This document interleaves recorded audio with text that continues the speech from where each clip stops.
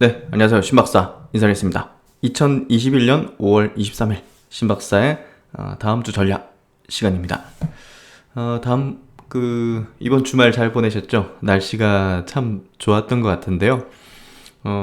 또 이제 뭐 주식의 관점에서도 좋은 소식이 많았던 것 같고, 국가적으로도 이제 뭐 한미 정상회담에 또 좋은 어떤 성과 소식들이 있었기 때문에, 다음 주에 대한 어떤 좀 기대감, 희망, 이런 것들이 좀 부풀 수 있는 그런 어떤 주말이었던 것 같고요. 모처럼 날씨도 굉장히 화창하고 좋다 보니까 오늘 같은 경우는 이제 송도 쪽에 좀 일이 있어서 갔다 왔는데, 오면서 셀트론 이제 본사 쪽에 대한 사진도 좀 찍었었어요. 예. 근데 이제 들어갈 수는 없더라고요. 예, 철저하게 이제 딱 이제 방역상 그렇게 또 해놨던데, 하여튼 셀트론 관련된 얘기도 오늘 좀 하면서 하반기를 또 준비하는 그런 측면의 어떤 투자 전략, 그런 얘기들도 좀 드리고 싶고요. 뭐 한미 정상회담, 그리고 버진 갤럭틱의 이제 우주 비행 성공 소식, 그리고 뭐 셀트론 그룹 합병 관련된 내용들, 이런 내용들 같이 말씀드리면서 다음 주를 또 준비하는 그런 시간을 같이 한번 가져보도록 하겠습니다. 먼저 이제 지난 금요일 미국장 마감 소식부터 드리도록 하죠. 다우 지수는 0.3% 올랐고요. 나스닥은 0.4% 밀렸고, S&P 지수는 약 보합 정도. 뭐 기술적으로 보면 뭐 어떻게 보면 최근에 뭐 이틀간 이렇게 나스닥도 이제 급등했잖아요. 예, 그 뒤로 약간의 어떤 음봉 조정인데 양호한 수준의 봉이에요. 그래서 이게 막 갑자기 밑으로 푹 꺼지는, 예, 그러니까 이제 5월 20일 날의 상승을 되돌리는 흐름의 어떤 음봉까지는 아니었기 때문에 기술적으로 보더라도 그렇게 부담스러운 그런 어떤 뭐 약보합은 아니라고 보여지고요. 다우는 플러스로 마감하면서 양봉 그래도 마감이 됐네요. 좋은 마감이 된 것 같고요. 예, 부담은 크진 않은. 종목별로 보면 주 기술들은 좀 밀렸고, 엔비디아가 뭐 액분 관련된 소식으로 이제 조금 급등한 것 같고요. 그리고 이제 뉴욕 증시는 뭐 전체적으로 좀 오르는 경향을 좀 보였네요. 그리고 이제 지난 주말에 제가 체크를 해드린 부분이기도 하지만 다시 한번 체크해 드릴게요. 미국의 이제 많은 제약바이오 기업들이 지금 신고가 흐름을 내기 시작했습니다. 뭐 화이자 같은 뭐 수백조 되는 기업들, 뭐 백조 되는 기업들, 뭐 이런 기업들 좀 보면 빅팜들이죠, 보통. 예, 이렇게 보면 코로나 이후로 시장 대비 약했거든요.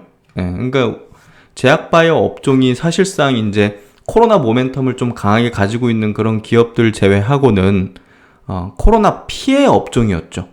예, 원활하게 이제 임상 진행이 못하고 신약을 개발하는 기업들 같은 경우는 특히나 코로나 대표적인 피해 업종이었어요. 그렇기 때문에 뭐 임상 진행 같은 게 좀 잘 안 됐죠. 뭐 그런 부분에서 본다면 주가도 좀 미진했고, 상대적으로 최근에 뭐 컨택 관련된 기업들, 야, 코로나 이제 백신 접종률 높아지고 이제 일상생활 돌아갈 수 있겠다 해가지고 뭐 금융부터 해가지고 유통, 백화점, 여행, 뭐 호텔, 레저, 뭐 항공, 뭐 이런 것들 이제 다 급등했잖아요. 근데 제약바이오 업종은 사실상 좀 소외돼 있었죠. 예, 뭐 코로나 모멘텀이 있는 그런 종목 일부 빼고는. 그렇기 때문에 대표적인 코로나 피해 업종 종목들이었고, 이런 종목들이 지금 많은 개인 투자자 입장에서, 대중 투자자 입장에서는 조금 관심이 없었어요. 예, 근데 우리가 이제 주식을 뭐 과거에 이제 뭐 경험상 보더라도 대중이 관심 없던 그런 뒤안길에서 이제 터지기 시작하죠.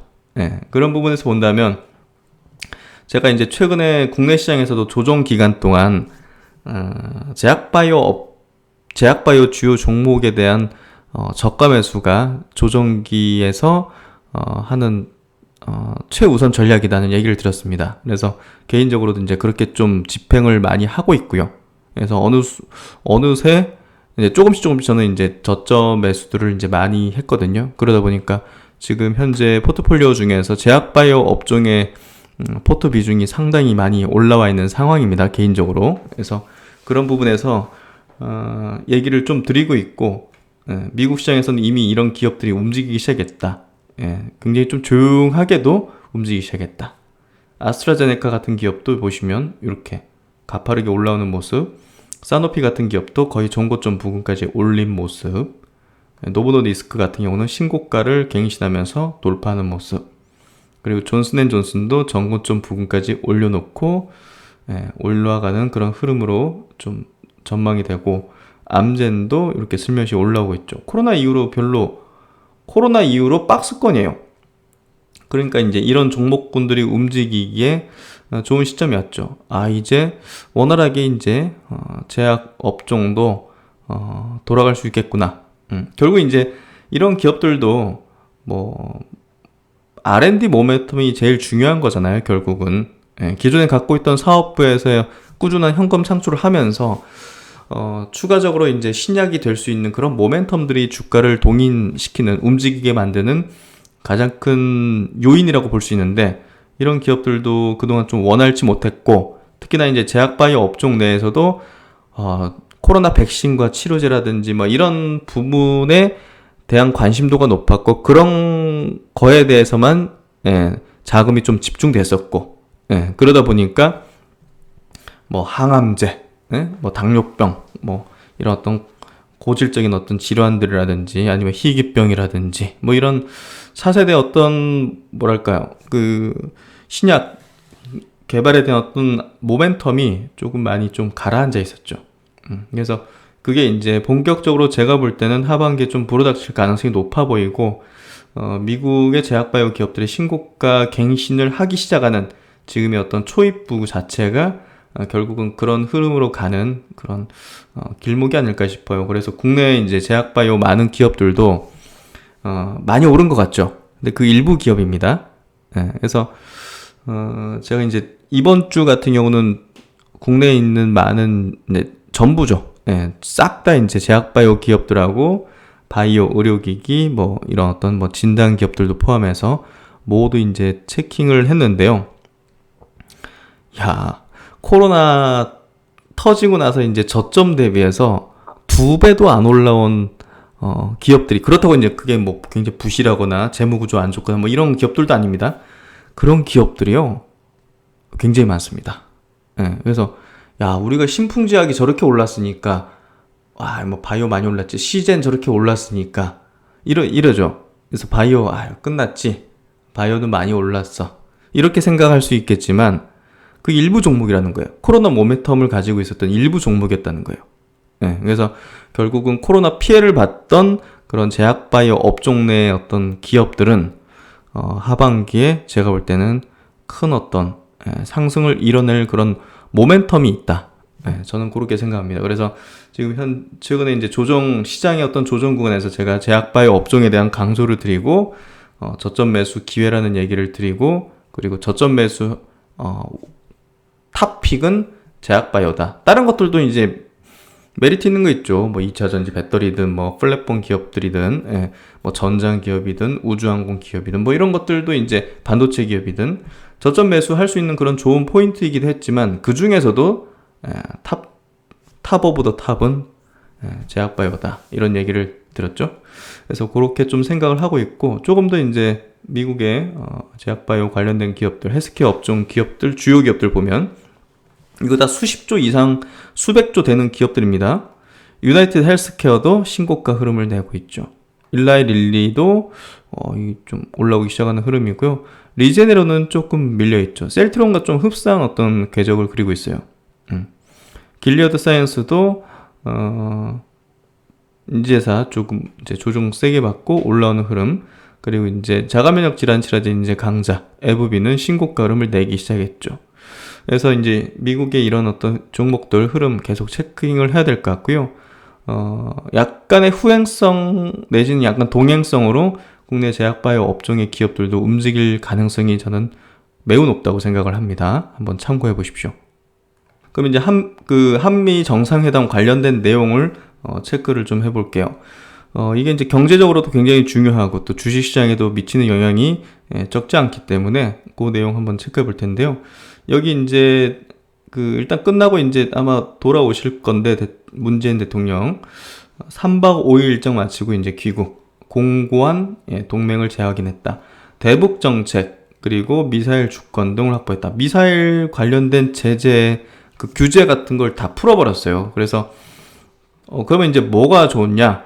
예, 당연히 이제 방산 업체들 좀 좋을 거고, 예, 사거리라든지 중량 제한 없는 그런 미사일을 이제 발사할 수 있는 그런 어떤 좋은 호재가 됐기 때문에 방산 업체들 좋고요. 예. 뭐 LIG 넥슨이라든지 하나 에어로스페이스 같은 기업들 좋겠죠. 그리고 이제 그 우주항공 관련된 기업들도 보다 더 이제 예, 규제 제한 받지 않는 그런 기술들을 계속적으로 이제 진보할 수 있는 그런 어떤 부분에서 방산 우주항공 관련된 기업들에게 예, 좋은 소식이라고 저는 생각하고요. 백신 파트너십 구축했다. 그래서 삼성바이오로직스랑 모더나가 이제 계약을 맺었고 노바백스하고 SK바이오사이언스가 이제 계약을 맺었는데 그건 이미 알려져 있던 사실이잖아요. 될 거라고 보고 있었고. 그러니까 그 두 기업에 대해서는 모멘텀이 조금 소멸했다 볼 수밖에 없을 것 같아요. 그래서 삼성바이오, SK바이오사이언스는 조금 차익 매물이 좀 나올 가능성이 높다. 이렇게 좀 생각이 되고, 그리고 나서 이제 한국군에도 뭐 55만 명분 백신을 뭐 직접적으로 제공하겠다 이렇게 얘기를 하고 있고, 또 미국이 이제 대단히 투자 계획을 발표했죠. 삼성전자, 그리고 현대차그룹도, 그리고 SK하이닉스, 그리고 SK이노베이션, 그리고 LG에너지 솔루션, 예, 이렇게 대규모 이제 투자에 대한 어떤 미국 현재 이제 공장 만들고 투자하겠다. 그게 한 44조 원 정도 되죠. 그래서 미국이 굉장히 환대한 이유가 있는 것 같아요. 예. 미국은 자신들의 백신을 외교적으로 활용을 했고, 한국은 미국의 이제 주요 이제 기업들이 투자를 하겠다는 계획을 발표를 하면서 미국의 정책에 좀 부합되고, 또 이제 미국 시장을 국내 이제 주요 그런 기업들이, 배터리 반도체 기업들이 또 선점할 수 있는 그런 중요한 또 계획을 발표했죠. 그래서 서로 윈윈입니다. 한국과 미국은 결국은 윈윈하는 그런 어떤 결과를 냈다고 보여지고요. 근데 이제 내용 중에서 조금 걸리는 게 있어요. 다 좋았는데 요게 좀 걸려요. 한미 공동 성명에 대만을 좀 언급한 게 좀 걸리더라고요. 이거는 분명히 이제 미국의 이제 요구에서 공동 성명에 담았다고 생각이 되는데요. 뭐 중국이 즉각 반응을 했죠. 내정 간섭이다. 중국은 이제 하나의 중국이라는 어떤 표명 아래 대만을 인정하지 않는데, 여기 공동 성명 자체는 사실상 좀 대만을 인정하고 중국을 좀 거슬리게 하는 그런 발언임은 확실하거든요. 그래서 우리가 이제 사드 배치 사태로 인해 가지고 중국의 어떤 뭐랄까 좀 제재를 좀 받았던 그런 경험이 있는데, 요 부분은 중국이 좀 굉장히 좀 뭐랄까요, 좀 굉장히 예민하게 반응할 수 있는 부분인데, 이 부분은 조금 중국 관련된 종목들, 기업들에 대해서는 조금 부담을 줄 수 있는 내용은 맞는 것 같아요. 그래서 이제 중국 황구망이라는 이제 관영 매체에서 이제 바로 이제 그 언급을 했는데요. 이날 공동 성명에서 대만과 남중국해가 이제 거론이 됐다. 그러면서 한미 양국 정상이 성명에서 포용적이고 자유롭고 개방적인 인도 태평양 지역을 유지할 것을 약속했으며, 대만 해협에서 평화와 안정 유지의 중요성을 강조했다. 대만 해협에서의 그러니까 이거를 조금 이제 거론을 하고 있고, 지난 이제 미일 정상회담에서도 대만과 남중국해 등 중국 관련된 내용이 이제 거론되면서 조금 중국 내정이라고 반대 입장을 좀 표명을 했었죠. 그리고 이제 수천자에 달하는 한미 공동 성명에는 양국이 새로운 분야에서 파트너십을 심화하고 5G와 6G, 반도체를 포함한 신기술 분야, 기후 등 새로운 연계를 구축하겠다. 그래서 사실 좀 중국을 견제할 수 있는 그런 어떤 기술에 대한 부분도 파트너십을 공고히 하겠다. 이것도 아마 경계심을 좀 보이는 내용일 거라 보여지고요. 하여튼 대만을 언급한 거는 중국에서도 좀 예상을 못했던 걸로 보여져. 사실 한국이라는 국가가 이제 중국에 많은 경제적인 의존 하고 있죠. 사실은 그런 부분에서 조금 예상을 못했을 텐데, 이런 내용이 나온 거는 조금 부담이 앞으로 있을 가능성도 있을 것 같아요. 그래서 이제 여기서 이제 얘기하는 게 미국이 한국과 일본을 끌어들여서 중국을 견제하려는 압박이 커지고 있다. 하지만 이는 한국의 국익과 동북아의 현실에 부합하지 않고 한중 관계 개선에 영향을 미쳐서 후유증이 따를 것이라고 우려를 했다. 그래서 조금 부담이 있을 것 같은데 어쨌든 뭐 이런 내용이 있는 부분은 중국 관련된 주식시장 입장에서는 중국 관련된 기업들에 대해서는 조금 부정적인 내용이 나왔다. 이 정도로 좀 정리하면 될 것 같아요. 그리고 이제 제가 볼 때는 제약바이오 쪽에 꽤나 좋은 어떤 공동연구 MOU 체결이 좀 됐다고 보여지는데요. 국립보건연구원 이제 정부 이제 기관이죠. 여기랑 모더나하고 코로나19 mRNA 백신 공동연구 MOU를 체결했다는 겁니다.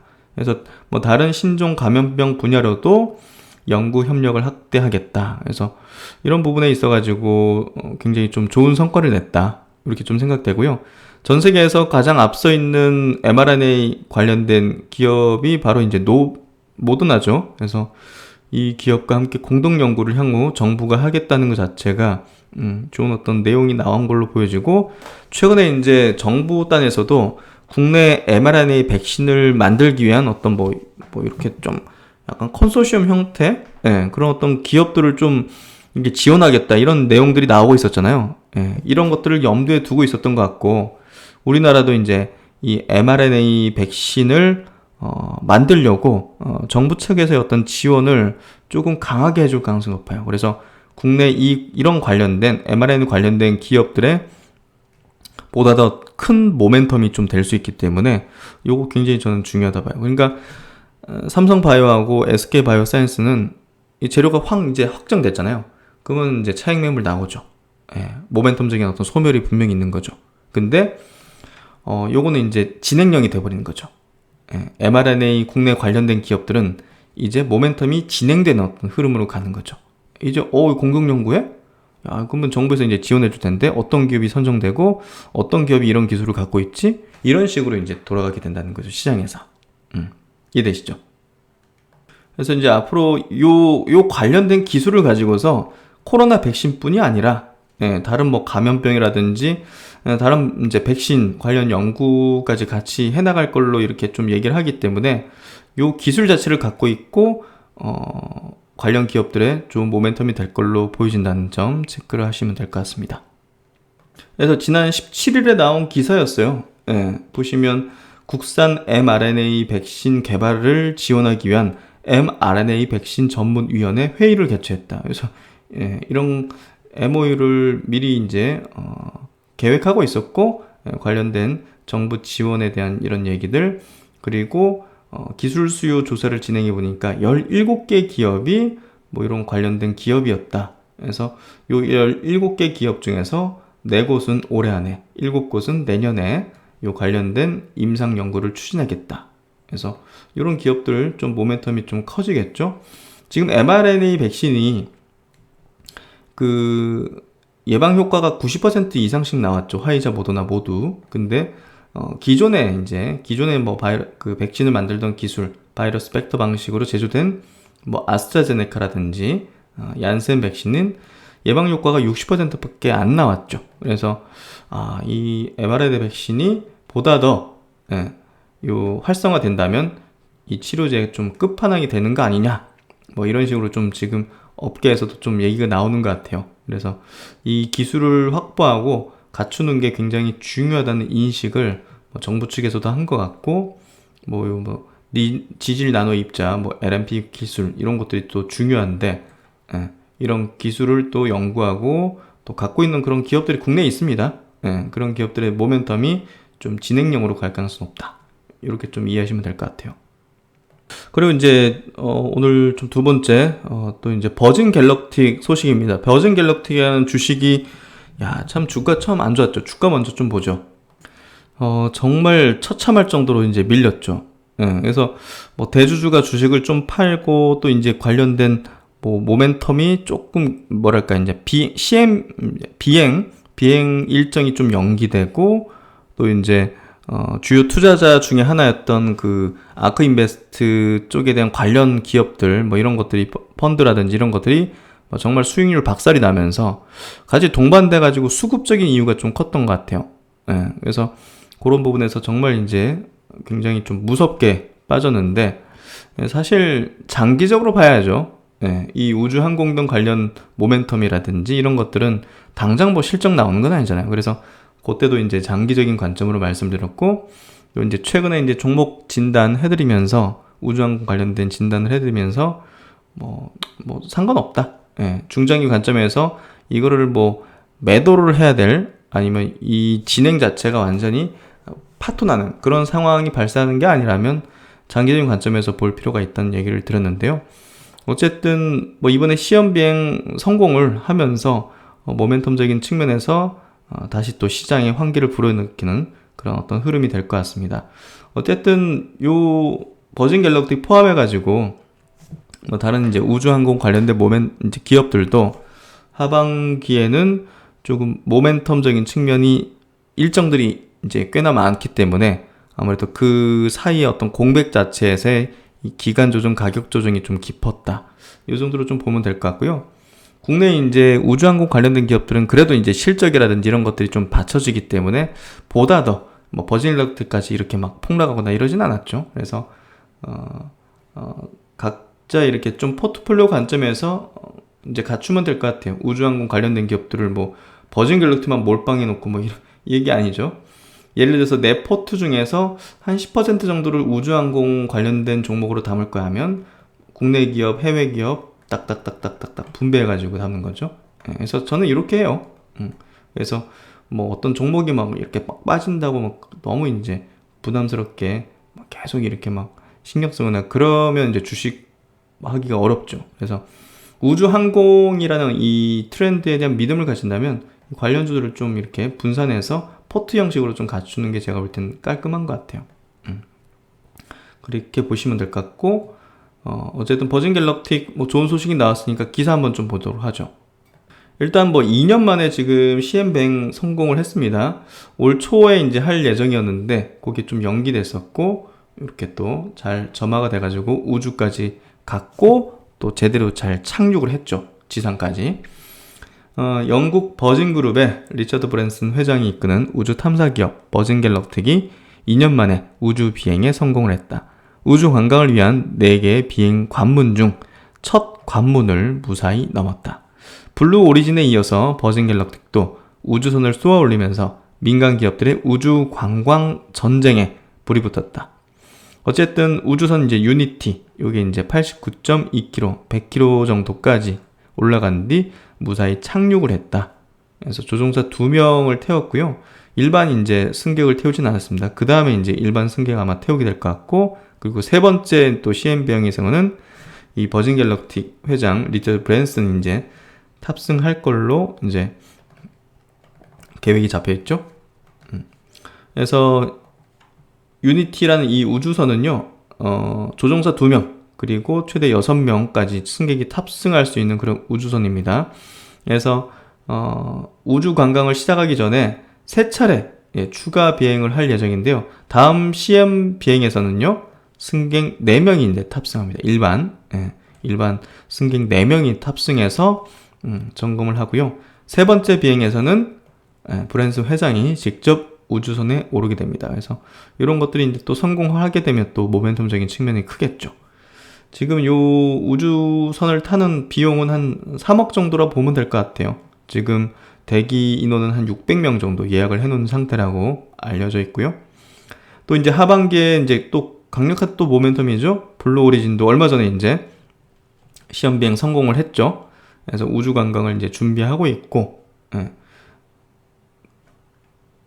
블루 오리진은 이제 올해 7월 20일, 얼마 안 남았습니다. 2달 정도 남았죠.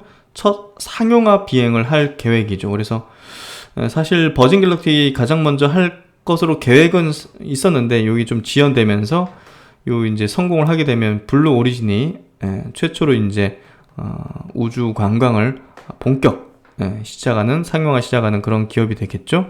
어쨌든 우주 관광의 시대가 열린다는 건 올해 가능성이 매우 높아지고 있는 건 사실이고, 그런 모멘텀이 올해 하반기, 뭐 국내 같은 경우는 이제 이 누리호라는 또 이제 국산화된 발사체가 처음 발사된다는 그런 모멘텀적인 측면도 크게 있죠. 그래서 하반기에는 우주항공이 조금 주도하는 시장을 좀 분위기를 주도하는 그런 흐름의 섹터 트렌드가 되지 않을까 이렇게 좀 생각을 하고 있습니다. 그래서 그런 부분에서 관련주들에 대한 투자 전략 모멘텀은 뭐 계속 제가 커버를 해드리고 체크를 해드리도록 할게요. 이슈 나오는 것들은 그래서 계속 우호적인 관점으로 보고 있고요. 뭐 종목들 갖고 있으면 매도할 이유가 뭐 전혀 없어요, 사실. 그런 부분으로 말씀을 좀 드려보도록 하겠습니다. 그래서 이제 버진 갤럭틱이요, 그 트위터에 이제 요 내용들을 좀 올려놨는데 뭐 간략하게 체크만 해드릴게요. 우주선 여기 이제 우주 상공에 갖는 요 모습을 이렇게 찍어서 이렇게 트위터에 이제 올려놨고, 또 점화돼 가지고 이렇게 우주를 향하는 어떤 모습도 이렇게 찍어놨고요. 와, 멋있네요. 그래서 이제 비행선에서 딱 이제 내려서 하늘로 이제 올라가는 그런 흐름, 올라가고 있네요. 그렇죠? 이런 모습이고요. 요 이제 리처드 브랜슨 회장이 보면서 성공하는 모습을 보면서 환호하는 또 이런 어떤 모습도 찍혀 있습니다. 그러면 이제 셀트론 얘기를 한번 좀 해보도록 할게요. 셀트론의 이제 상반기 2021년도 이제 상반기는 주가가 이제 계속 내리막만 걷는 그런 좋지 않은 어떤 흐름이었습니다. 하반기는 뭐 당연히 나아질 거라고 생각을 하는데요. 그 원인에 대해서 한번 좀 생각을 해볼게요. 그 원인은 제가 볼 땐 수급이 가장 큰 이유였다고 생각이 돼요. 수급적인 뭐 레키로나 관련된 뭐 R&D 모멘텀 이런 거 이제 뭐 약간 소멸됐다 뭐 이런 의견들도 있긴 하지만, 제가 볼 때는 가장 큰 원인은 수급이었다고 생각해요. 수급이 이제 작년에 코로나 터지고 나서 이제 올라올 때도 그렇고 마찬가지예요. 주구장창 기관들은 매도를 했어요.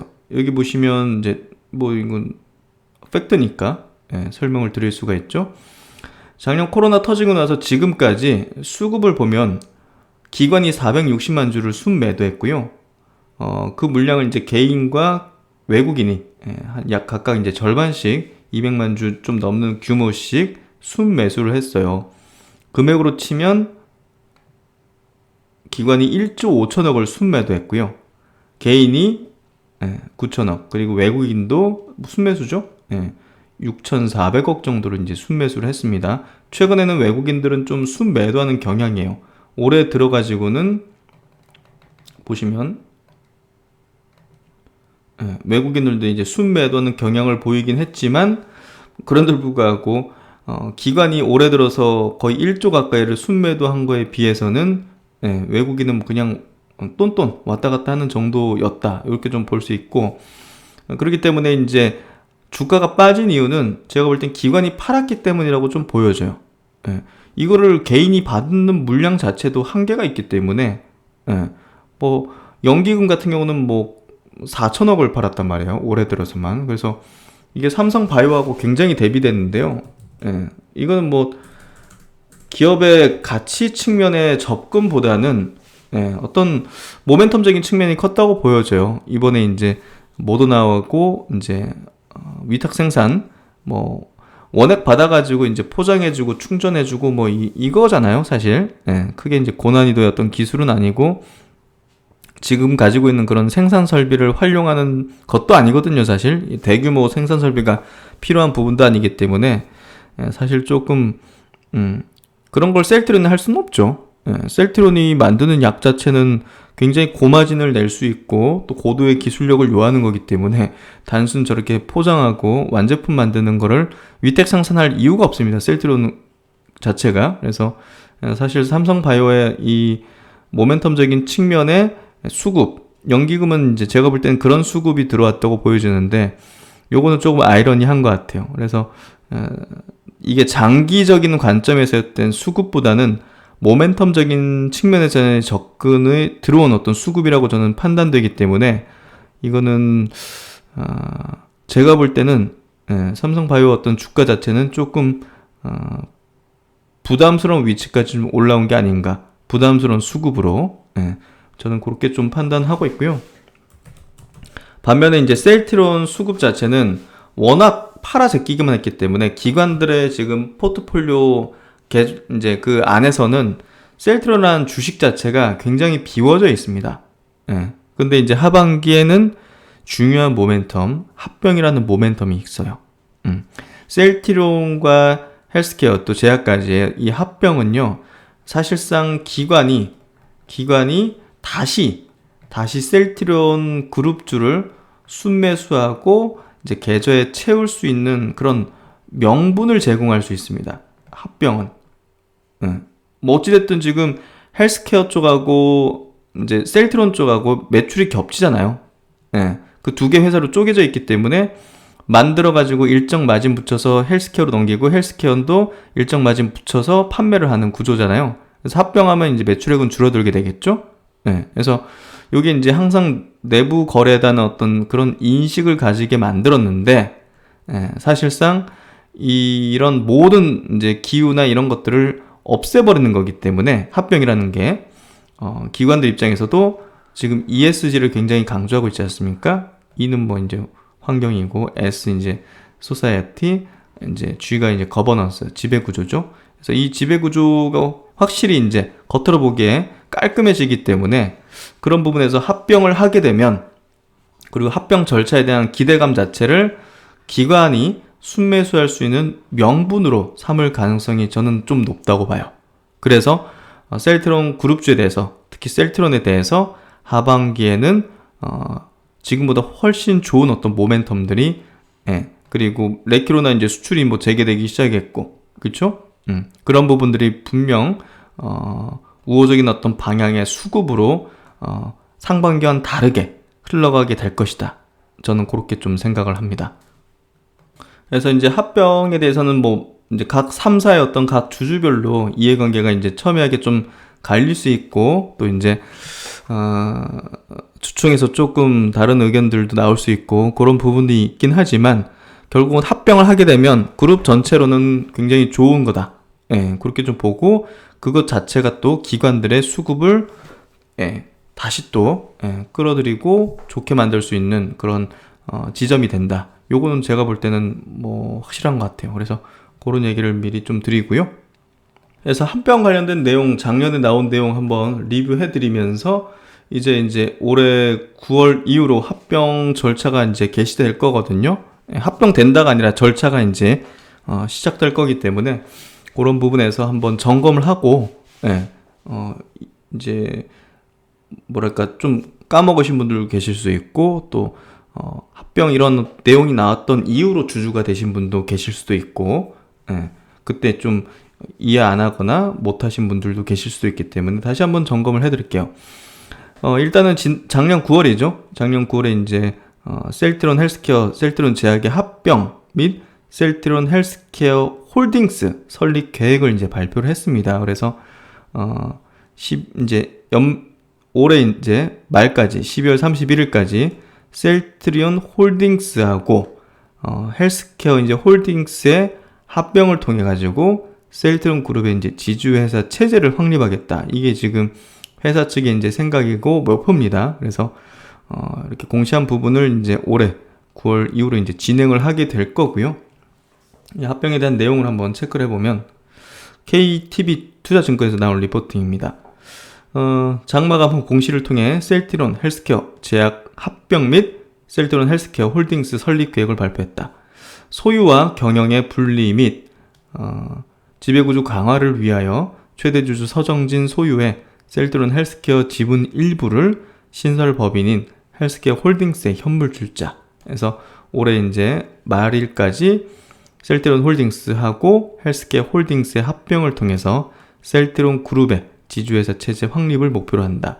독점 규제 및 공정거래법이죠. 요거 이제 지주회사 행위 제한 요건이 충족되는 시점, 이게 이제 9월입니다. 그래서 9월 이후 셀트리온 헬스케어 제약은 경영 투명성 확보 및 효율화 제고를 위한 합병을 신속히 추진하겠다. 그래서 이런 계획을 갖고 있다는 것을 알고 있으면 될 것 같고요.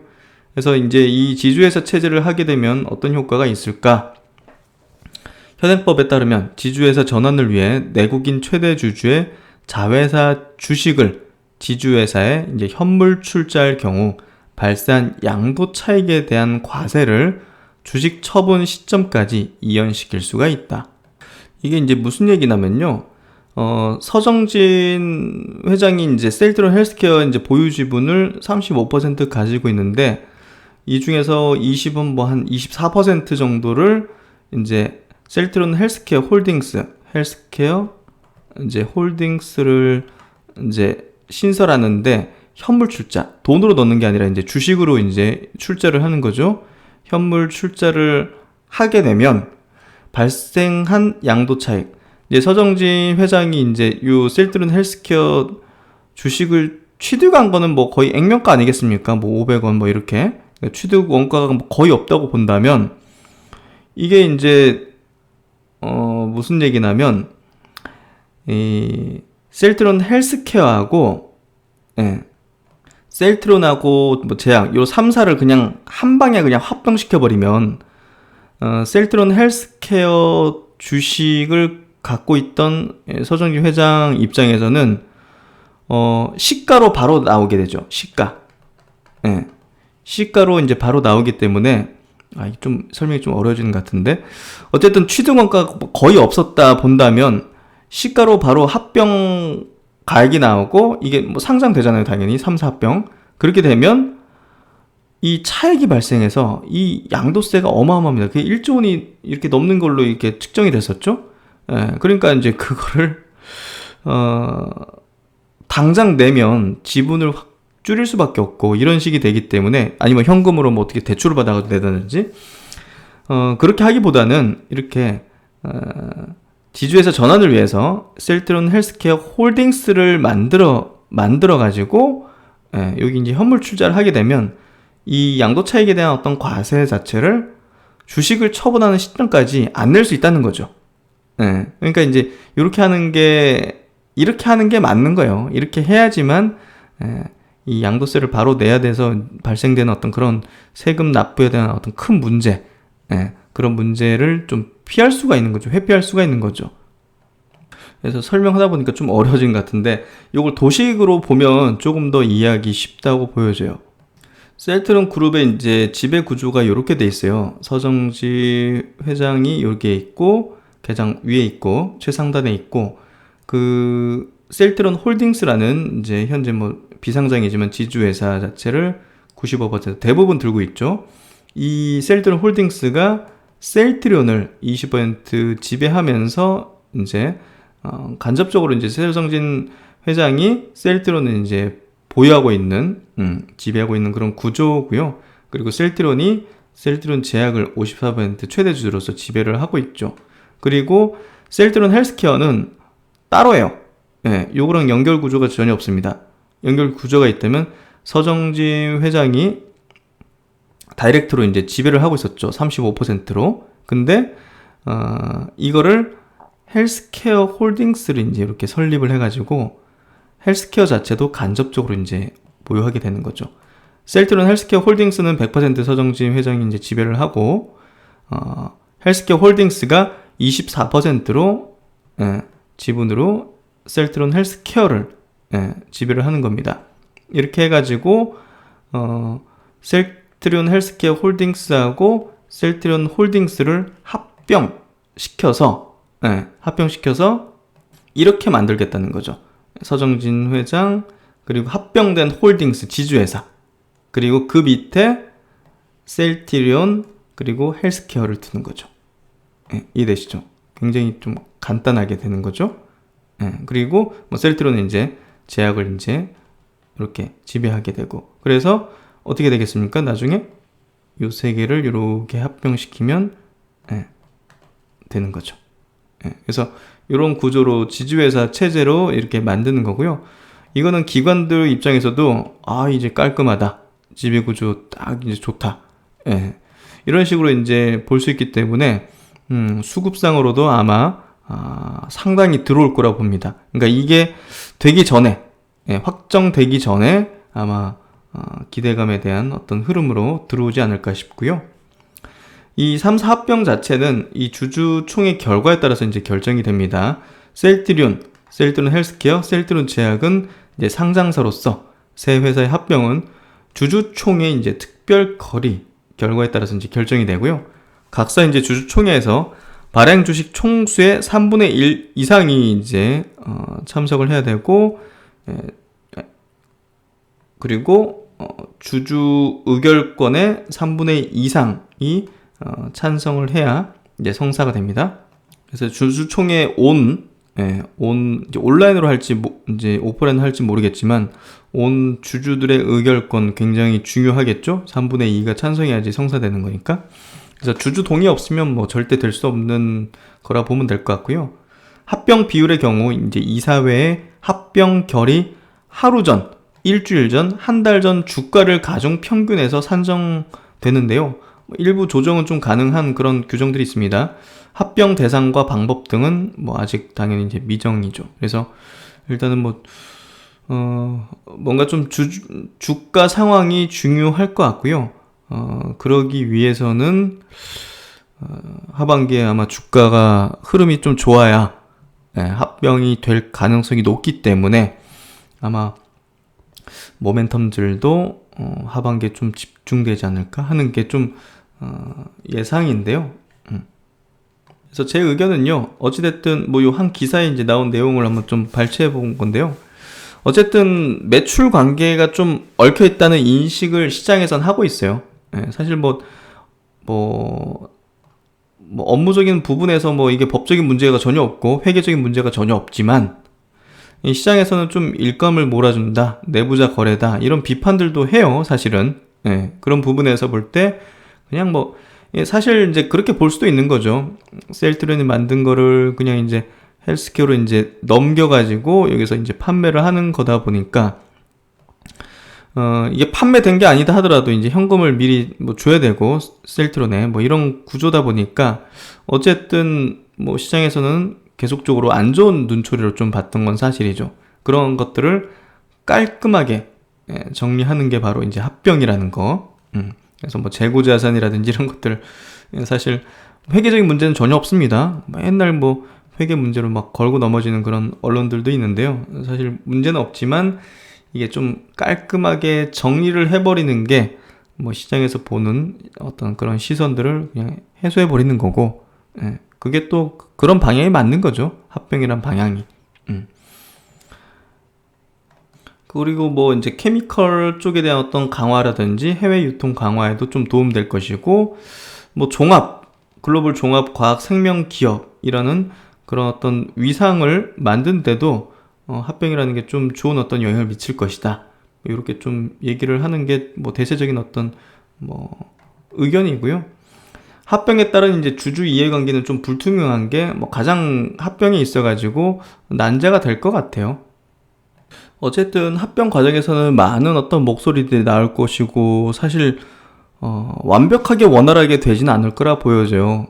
그건 이제 합병 비율에 따라서 각자의 어떤 주주들 간의 이익의 어떤 부분이 좀 달라지기 때문인데요. 사실 그거를 모두에게 다 만족하게 할 수는 없을 것 같아요. 어쨌든 한 증권사 연구원도 이런 얘기를 하네요. 셀트리온의 이제 현재 유통 구조를 고려하면 셀트리온의 손해를 셀트리온 헬스케어가 대부분 감당한다.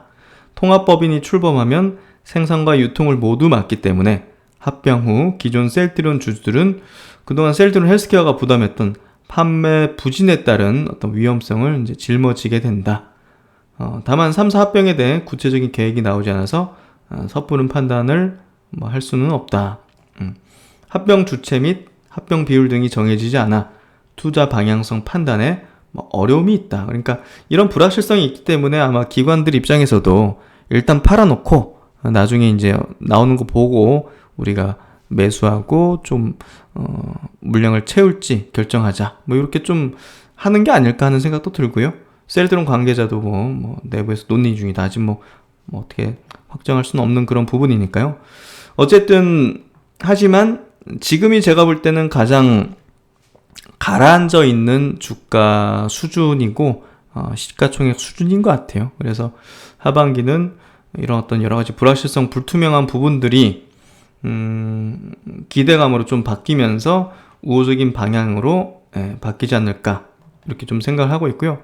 제약바이오 업종 전체적인 어떤 분위기 자체도 사실상 셀트론 그룹이 굼뜨게 바닥을 기고 있기만 한다면 바이오 업종 자체도, 제약바이오 업종 자체도 움직이는 쉽지 않을 겁니다. 그래서 제가 볼 때는 함께 움직이는 그런 구도가 될 것 같고, 그런 부분에서 합병은 지금부터는 제가 볼 때는 우호적인 기대감으로 좀 주가에도 작용하지 않을까 이렇게 좀 생각을 합니다. 그래서 모처럼 오늘 개인적으로도 이제 송도 오는 길에 셀트리온 가까우니까 또 이제 들려서 한번 사진도 찍고 한번 앞을 좀 걸어보고 했는데요. 앞은 굳게 닫혀 있더라고요. 네, 하여튼 셀트리온의 하반기는 제가 볼 땐 나아지는 어떤 흐름으로 될 것이다 생각을 하고요. 셀트리온 같은 기업이 없지 않나 합니다. 오늘 와이프랑 이제 차 타고 오면서 그런 얘기도 했는데, 무슨 민족이라는 그런 어떤 회사는 또 독일 기업에 매각도 하지 않았습니까? 그런 것들 보면서 참 어떤 국가를 대표할 수 있는 그런 어떤 산업군의 어떤 대표주자, 그런 기업들은 사실 해외에 그렇게 매각하는 건 좀 아닌 것 같아요. 그런 부분에서 셀트리온이 그동안 얼마나 큰 어떤 어려움과 과정을 겪었는데도 불구하고 이렇게 기업을 지켜왔고, 이제 글로벌적인 위상과 기록들을 세워나가면서 대한민국을 대표하고 위상을 높이고 국격을 높이는 그런 기업이 되고 있는지를 우리가 본다면 참 아끼고 사랑하고, 또 이제 주가 측면에서 일시적으로 좀 안 좋고 조정을 보인다 하더라도 기업을 욕하거나 경영자를 욕하는 것은 좀 아닌 것 같습니다. 그래서 셀트리온의 행보는 저는 전무후무한 대한민국의 이제 바이오 기업이라는 생각에는 변함이 없고요. 그런 부분에서 항상 기업에 대한 어떤 행보를 우리가 계속 체크하면서 알아야 될 것 같습니다. 여튼 주말간에 좋은 소식들이 많았던 것 같은데요. 어쨌든 다음 주 시장 역시나 긍정적이고 희망적인 바람으로 나아가도록 하고요. 시장 전체적인 어떤 흐름 분위기 자체도요, 크게 부담스럽진 않은 것 같아요. 미국 마감도 좀 그렇고, 그래서 다음 주는 좀 밝게 시작을 했으면 좋겠습니다. 네, 일요일 마무리 잘 하시고요. 신박사는 또 다음 시간에 현명한 내용으로 뵙도록 하겠습니다. 구독과 좋아요도 오랜만에 제가 말씀드리네요. 구독과 좋아요도 한번 눌러주시면 감사드리고요. 항상 최선을 다하도록 하겠습니다. 감사합니다.